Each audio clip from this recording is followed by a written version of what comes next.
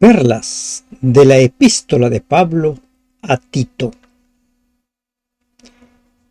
Pablo se ocupa en su carta a Tito especialmente en dar consejos a su discípulo para ayudarlo a encaminar a los recién convertidos cristianos de Creta por la senda de la verdadera fe y la debida conducta. Se cree que la carta a Tito se escribió entre los años 64 y 65 después de Cristo. Buen día, hermanos y hermanas de esperanza. Iniciamos el estudio de las perlas de la carta a Tito. Oremos. Padre nuestro que estás en los cielos, al iniciar el estudio, Señor, de la carta a Tito, pedimos que nos guíes, pedimos que nos dirijas, que nos des luz, que nos des entendimiento, que nos permitas encontrar las perlas que necesitamos. En el nombre de Jesús te lo rogamos. Amén. Gracias una vez más por continuar acompañando el estudio diario de la Biblia. Un capítulo diario, versículo a versículo. Comparta cada una de estas publicaciones. El propósito es invitar que la gente vuelva a la Biblia, que aprenda a no pensar más allá de lo que está escrito. Pablo, siervo de Dios y apóstol de Jesucristo.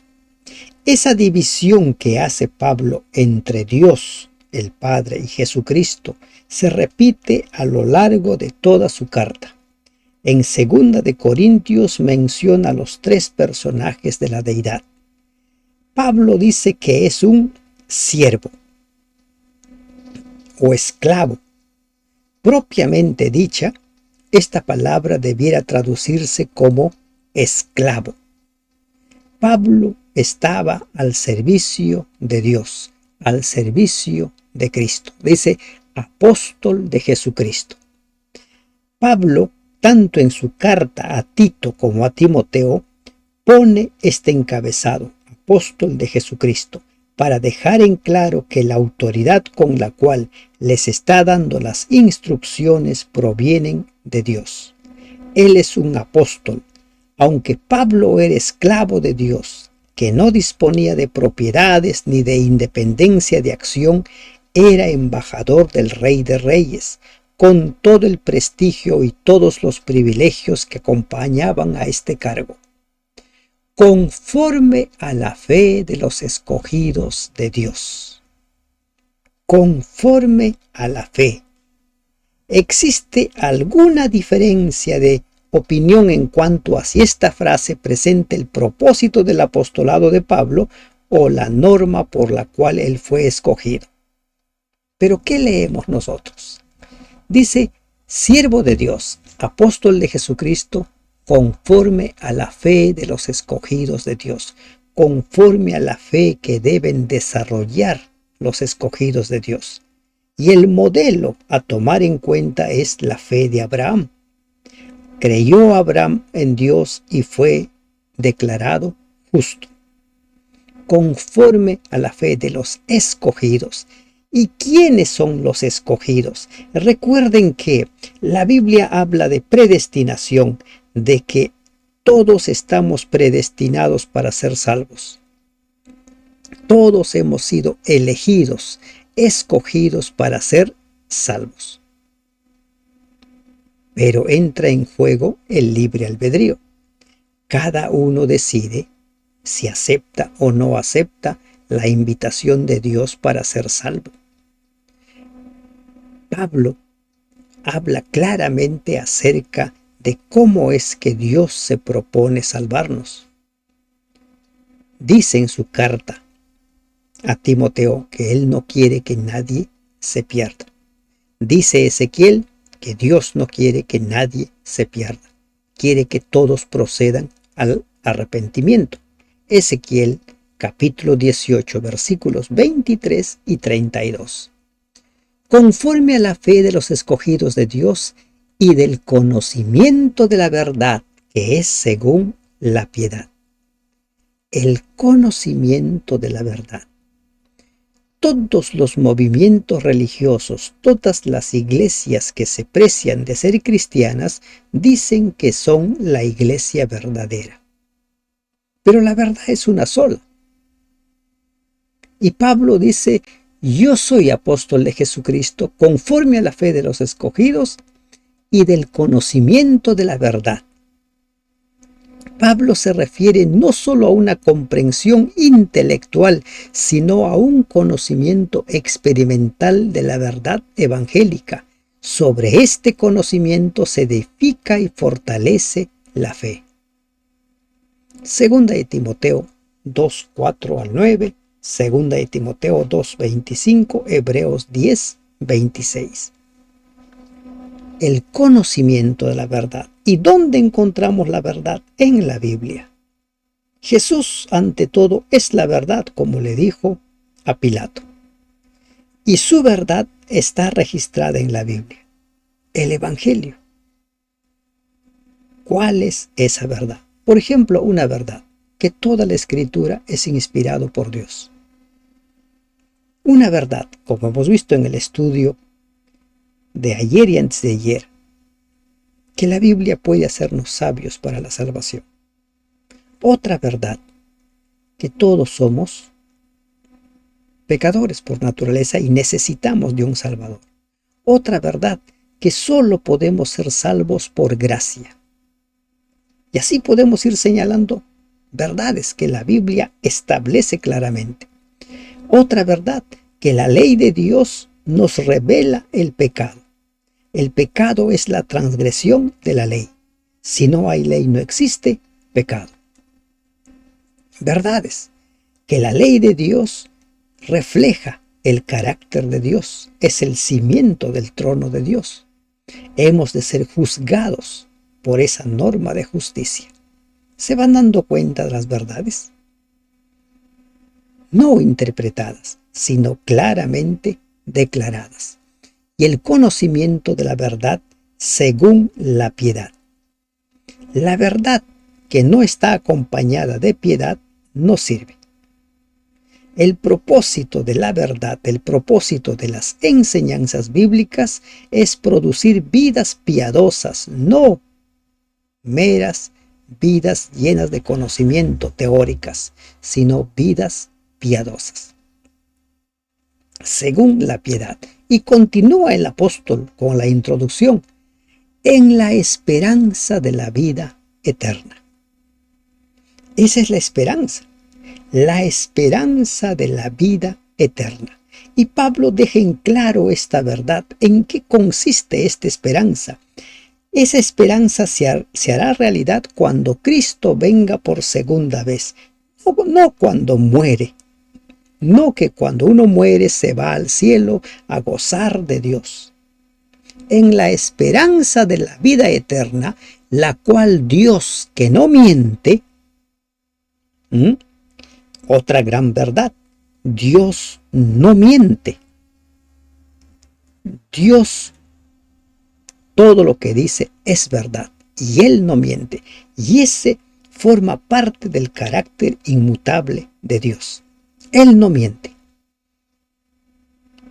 Y en consonancia con ello, ningún mentiroso entrará al reino de los cielos.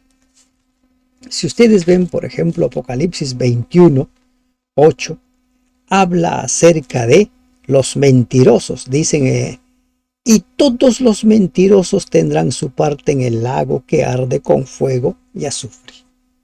¿Se dan cuenta? Dios no miente. Y sus seguidores, sus servidores no mienten. Hemos de acostumbrarnos, hemos de aprender a hablar con la verdad. En la esperanza de la vida eterna, la cual Dios, que no miente, prometió desde antes del principio de los siglos. Lo prometió. ¿Y dónde está registrado eso? En el plan de salvación. Pedro también en su carta habla acerca del plan ya diseñado antes de la creación de Adán y Eva. Antes. Por eso dice Pablo: Dios no miente, y Él ha prometido la vida eterna desde antes del principio de los siglos. Siempre el propósito de Dios ha sido que nosotros vivamos eternamente, no que vivamos simplemente 30, 40 o 100 años, o 969 años como vivió Matusalén y luego murió. Parece mucho tiempo, pero el plan de Dios es que vivamos eternamente, la vida eterna. Y a su debido tiempo manifestó su palabra. A su debido tiempo manifestó ese plan, el plan de salvación, que fue ideado, que fue planificado desde el principio de los siglos. A su debido tiempo manifestó su palabra por medio de la predicación que me fue encomendada por mandato de Dios nuestro Salvador. A su debido tiempo, en el tiempo oportuno. Aunque siempre han existido las promesas de Dios, hacía poco que los cretenses las conocían de acuerdo con el designio de Dios para la proclamación de su mensaje. A su tiempo, en el debido momento. Siempre Dios actúa de acuerdo al reloj profético. Y Pablo dice, me fue encomendado.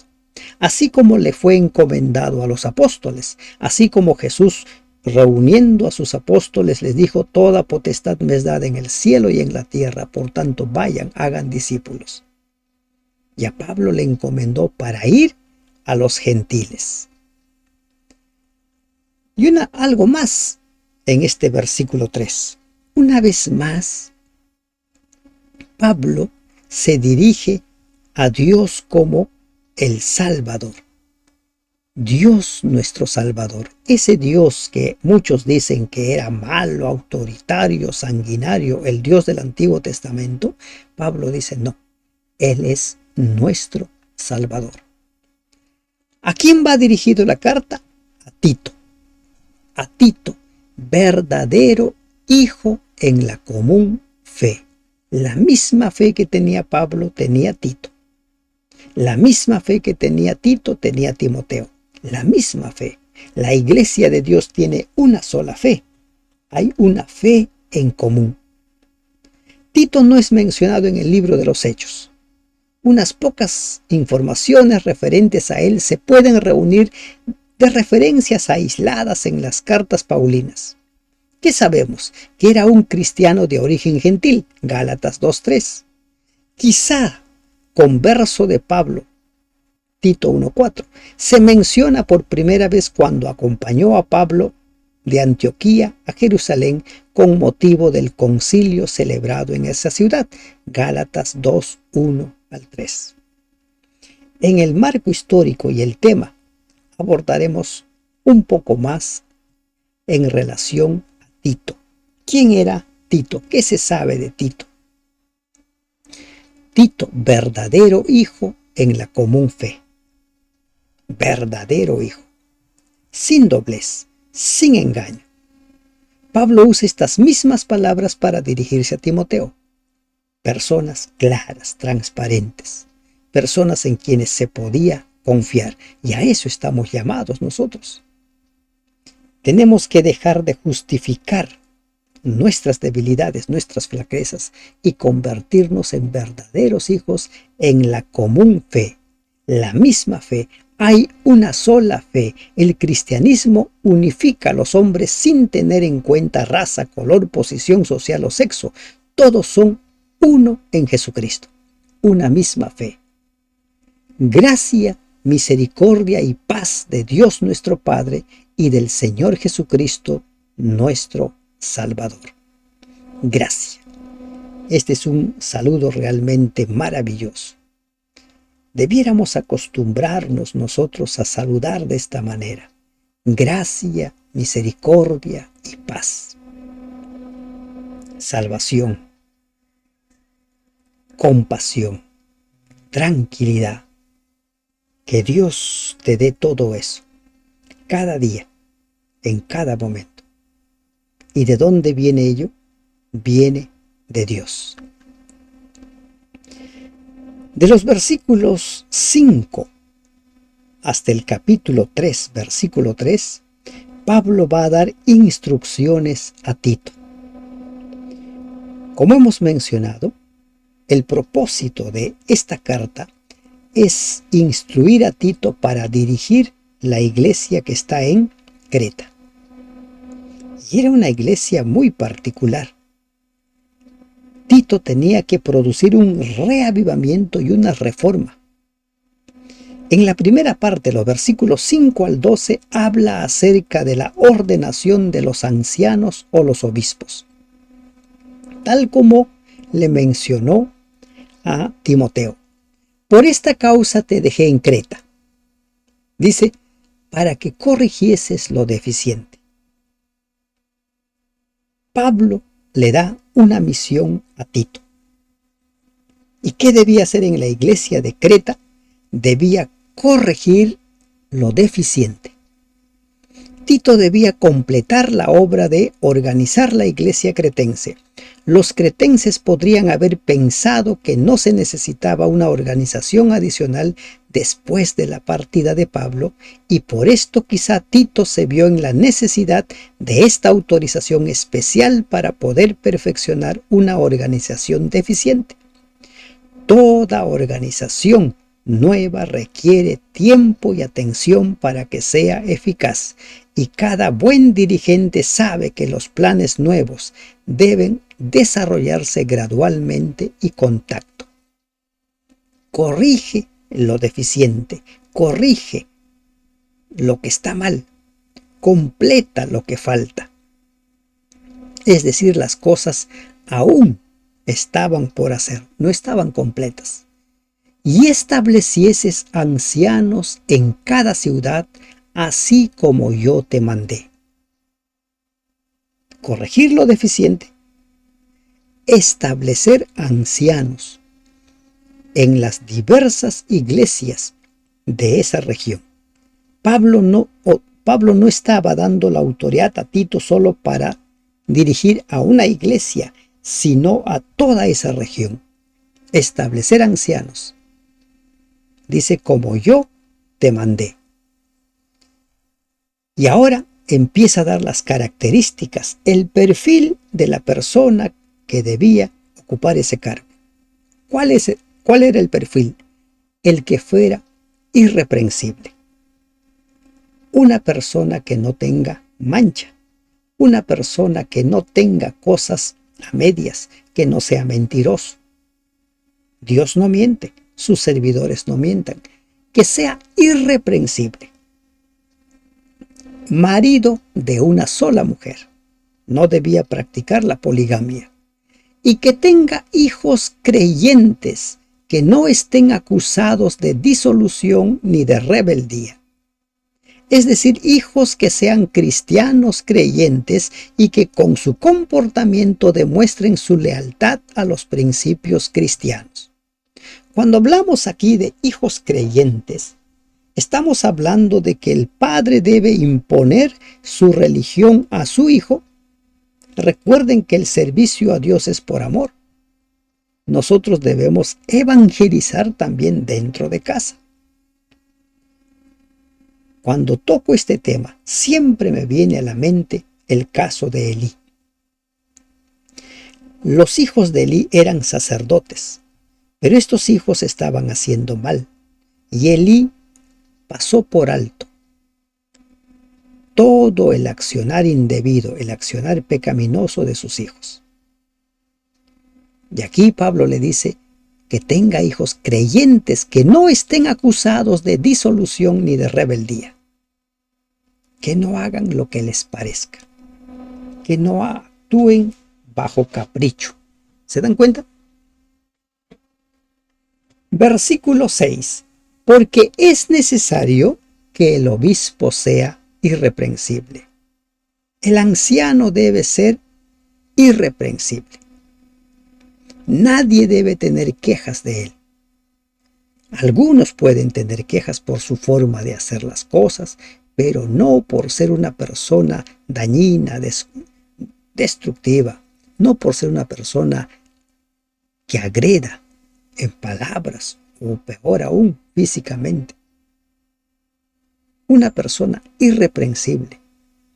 que pague sus deudas, que cubra y cumpla con sus obligaciones, sus deberes, como administrador de Dios.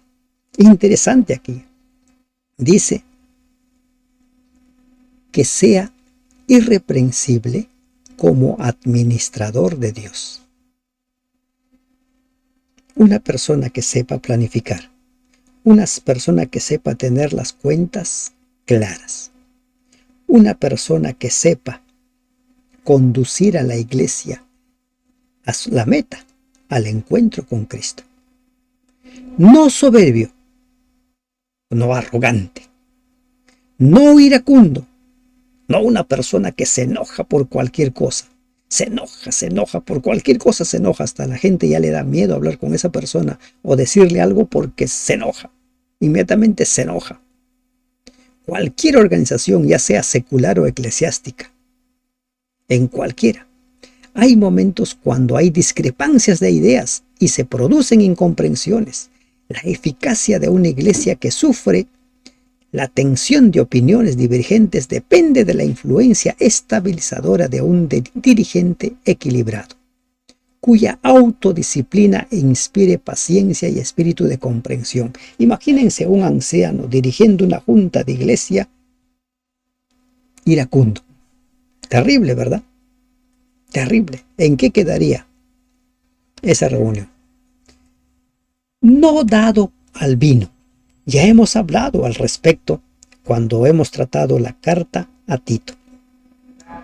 La Biblia deja en claro que desde la muerte de los hijos de Aarón, Dios prohibió a los sacerdotes a consumir vino.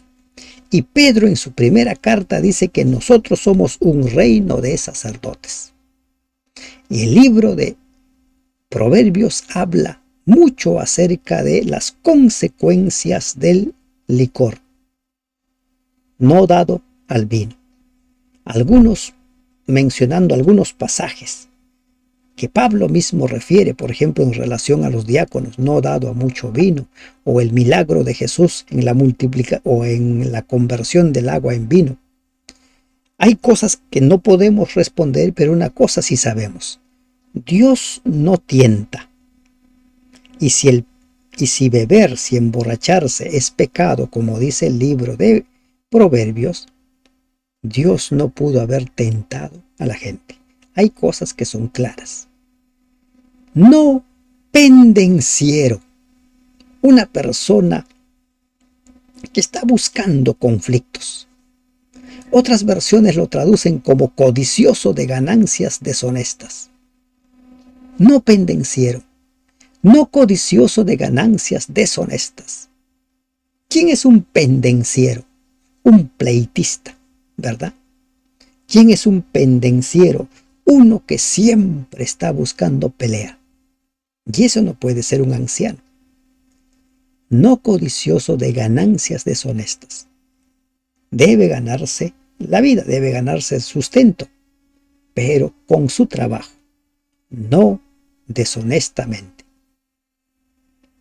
Hasta aquí, ¿vamos bien con el perfil del anciano? Sino hospedador, una persona que abra sus puertas. En esos tiempos era vital ser hospedador porque siempre llegaban viajeros. Siempre llegaban personas ahí de paso para visitar la iglesia o por motivo de, hasta incluso por fines comerciales. Hospedador, amante de lo bueno. Amante de lo bueno. Siempre buscar lo bueno. Siempre estar del lado de lo bueno. Sobrio. ¿Quién es un sobrio? Una persona prudente. Recuerden que sobrio es la contraparte de una persona que está ebria. Sobrio. Justo. ¿Quién es un justo? Una persona que actúa correctamente. Santo. Santo, puro, piadoso, apartado para el servicio de Dios. Y esta última parte, anótala. Registra esta perla. No solo los ancianos, cada uno de nosotros debiera ser dueño de sí mismo, tener el control de su vida, tener el control de sus reacciones, de sus actitudes.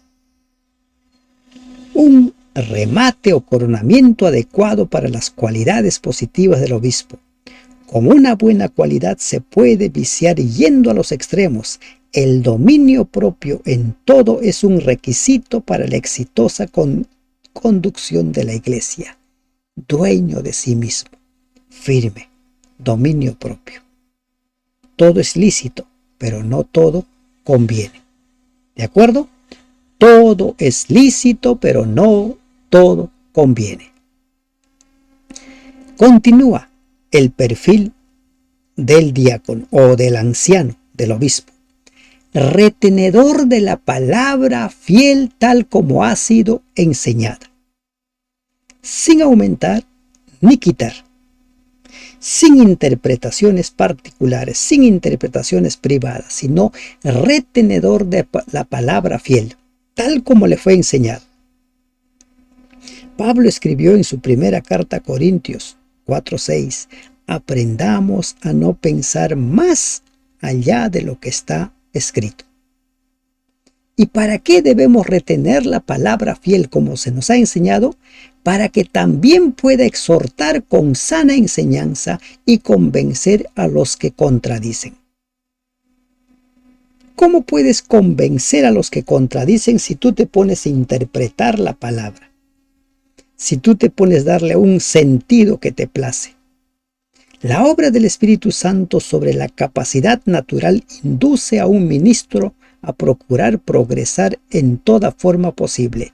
El ministro genuino comprende con humildad, fruto de un honrado concepto de sí mismo, sus propios defectos y la inmensa tarea que tiene ante sí.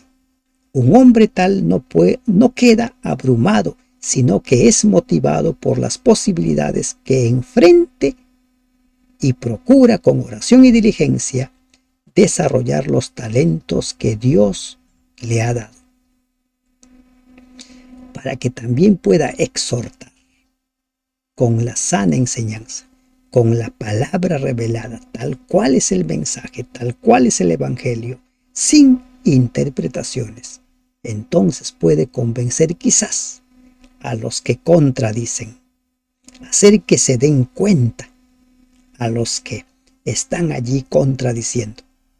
La única manera de llegar a un acuerdo con las demás personas, con los que contradicen, con los que tienen ideas particulares, es ir a la Biblia y aceptarla tal cual es. Si yo me pongo a interpretar el pasaje, la otra persona lo hará y nunca nos podremos poner de acuerdo. Porque hay aún muchos contumaces, habladores de vanidades y engañadores, mayormente los de la circuncisión. ¿Quiénes son los de la circuncisión? Los judaizantes. Y estos hombres, dice Pablo, que se están comportando de forma obcecada, contumaces, rebeldes. Los miembros nominales de la iglesia que se negaban a cooperar eran facciosos, caprichosos e insubordinados. Hay, dice, muchos contumaces, habladores de vanidades y engañadores, los falsos maestros. ¿Y quiénes eran estos? Mayormente los judaizantes, los que decían que hay que circuncidarse para formar parte del reino de Dios, a los cuales es preciso tapar la boca, que trastornan casas enteras, enseñando por ganancia deshonesta lo que no conviene. Hay que taparles la boca. ¿Y cómo se tapa la boca a los habladores de vanidades y engañadores? Un anciano perspicaz tiene la obligación de proteger a su grey contra la confusión, y por eso es que el apóstol dice: hay que retener la palabra fiel tal como se nos ha enseñado, para que con esa palabra fiel podamos tapar la boca a los que trastornan casas enteras. ¿Y cuál era el objetivo de estos judaizantes? de estos contumaces, tener ganancia, sacar provecho a la religión. Trastornan casas enteras, iban de visita en visita a las casas, enseñando por ganancia deshonesta lo que no conviene. La irreprochable conducta que se prescribe para los ancianos y los diáconos, que fueran irreprochables en el manejo de las finanzas, se comprende mejor en el contexto de los días de Pablo. Muchos que pretendían trabajar para la iglesia sin duda aprovechaban su cargo eclesiástico para lograr ganancias personales, y para hacerlo adaptaban sus enseñanzas a fin de agradar a los ricos y se valían de su cargo sagrado para conseguir favores personales. Uno de ellos, su propio profeta, dijo: los cretenses, siempre mentirosos, malas bestias, glotones, ociosos. En la versión en lenguaje sencillo, este pasaje se lee así: fue uno de los propios profetas de Creta el que dijo: esa gente de Creta es mentirosa, glotona y perezosa, se portan como animales salvajes. Así lo describió un profeta. Y se cree que este profeta fue Epiménides, quien vivió entre el siglo III antes de Cristo o el siglo VI, dicen algunos otros, en su himno a Zeus. Y se menciona que Pablo utilizó también este poema cuando fue a evangelizar Atenas. Esta descripción que hizo este profeta de los cretenses, dice Pablo, es cierto. Este testimonio es verdadero. Los cretenses, siempre mentirosos, malas bestias, glotones, ociosos. A estas personas con estas características, mentirosos, malas bestias, glotones, ociosos, o como dice la otra versión, glotona y perezosa, que se portan como animales salvajes, a estas personas Tito debía enseñarles el Evangelio. En estas personas Tito debía procurar ese reavivamiento y esa reforma. Este testimonio es verdadero. Por tanto, dice Pablo a Tito, repréndelos duramente para que sean sanos en la fe. Tito debía hacer que los cretenses se den cuenta de que no estaban bien, de que en su vida debía darse un reavivamiento para que sean sanos en la fe, para que aprendan a poner en práctica la fe, no atendiendo a fábulas judaicas ni a mandamientos de hombres que se apartan de la verdad. Aquí encontramos una gran perla. ¿Cuál era el problema de los judaizantes? Los judaizantes enseñaban fábulas judaicas, cosas inventadas, creadas, y mandamientos de hombres, como Jesús lo menciona en el libro de Marcos. Ese era el gran problema de los judaizantes. No es que ellos enseñaban los escritos de Moisés, el problema no era que ellos pretendieran enseñar lo que Moisés había enseñado, sino que habían creado sus propias leyes, habían creado sus propias fábulas. Todas las cosas, refiriéndose a estos hombres, dice, son puras para los puros. Todas las cosas. Pablo se ocupa ahora de la pureza ritual judaica. Distingue entre los que tratan de compensar una falta de pureza moral con purificaciones ceremoniales y los que creen que los ritos ceremoniales no son esenciales para alcanzar la aprobación de Dios. Pablo no quiere decir que el cristiano está en libertad de ocuparse en prácticas condenadas por las Escrituras, o que las prohibiciones bíblicas acerca de la conducta moral o de las prácticas alimentarias no se aplican a los cristianos. ¿Qué está diciendo? Todas las cosas son puras para los puros, mas para los corrompidos e incrédulos nada les es puro, pues hasta su mente y su conciencia están corrompidas. ¿Quiénes? Aquellos que enseñaban fábulas judaicas, aquellos que enseñaban mandamientos de hombres. Se habían alejado completamente de la verdad. Entonces el apóstol dice, Para los corrompidos e incrédulos, nada les es puro, nada sirve. Hay que ir creando, hay que ir inventando. Pues hasta su mente y su conciencia están corrompidas. ¿Qué quiere decir esto? Somos lo que pensamos, somos como creemos. Profesan conocer a Dios, pero con los hechos lo niegan. El doblez, la hipocresía. Dicen, pero no son. En el libro de Mateo capítulo 7, Jesús dice que en aquel día muchos le dirán, Señor, Señor, y Él les dirá, no les conozco. Profesan conocer a Dios, pero con los hechos lo niegan.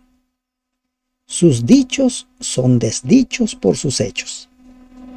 Siendo abominables y rebeldes, reprobados en cuanto a toda buena obra. Pablo está dando una misión bien complicada a Tito. Debía evangelizar a una iglesia compuesta por gente dado a la mentira, dado a la glotonería, dado a la ociosidad, gente que se comportaba como salvajes. Y no solo eso, sino que estas personas eran alentadas a continuar por ese camino por parte de los judaizantes. Una tarea difícil, pero no imposible. Debía hacer frente a ellos, debía enseñarles para que mantengan esa fe genuina. ¿Cuál es la perla?